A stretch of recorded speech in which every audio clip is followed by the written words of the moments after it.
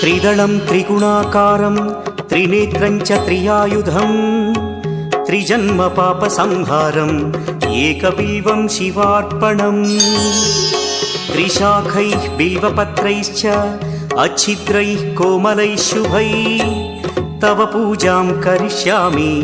एकबिल्वं शिवार्पणम् कोटिकन्या महादानं तिलपर्वतकोटयः काञ्चनं शैलदानेन